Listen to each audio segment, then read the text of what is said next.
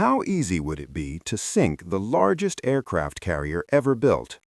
The USS Gerald R. Ford, a floating city, a launch pad for warplanes, and one of the most expensive warships ever constructed, seems almost untouchable. But is it really? Let's find out. The Gerald R. Ford class carriers are the largest warships ever built for the U.S. Navy. They displace around 100,000 tons and stretch about 337 meters long. That's longer than 3 American football fields end to end. Powered by 2 nuclear reactors, they can operate essentially indefinitely without refueling, limited only by food and supplies. They carry over 75 aircraft, including fighters, early warning planes, helicopters, and drones, with room for up to 90 in total. This makes them not just massive, but central to U.S. naval power projection around the world. So what makes a ship this size defendable? Unlike battleships of old, modern carriers don't rely on thick armor.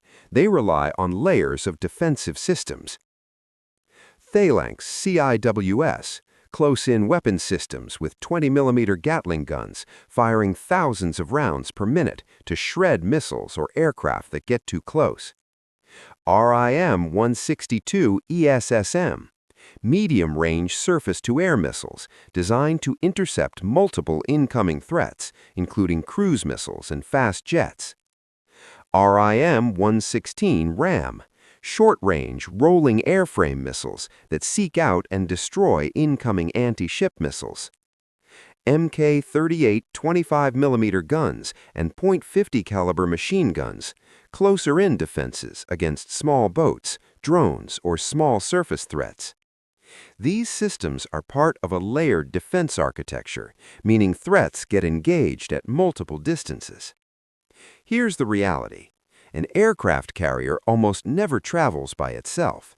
It operates as the centerpiece of a carrier strike group, CSG, usually accompanied by guided missile destroyers, cruisers with advanced VLS missiles, submarines, supply ships.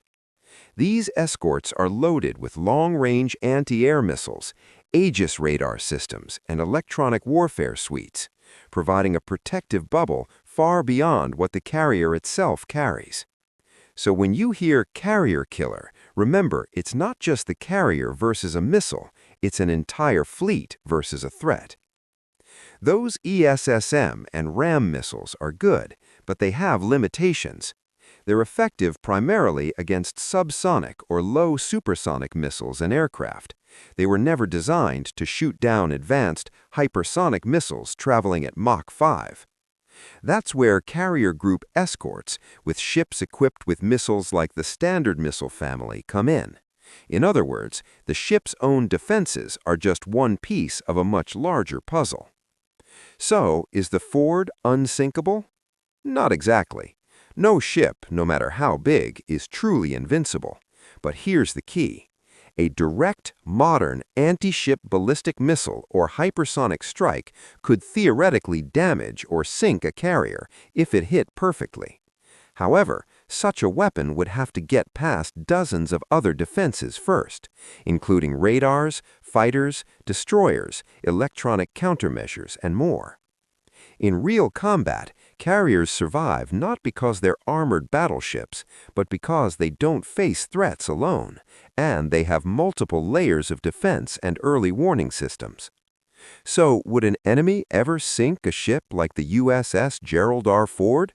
Yes, it's possible, but it's not easy, not even close. These ships aren't just steel hulls, they're floating fortresses supported by an entire network of weapons, aircraft, and allied ships. A direct strike might devastate it, but only after it first dodged dozens of other defenses. If you found this breakdown useful, hit like, subscribe, and let me know what military tech you want analyzed next.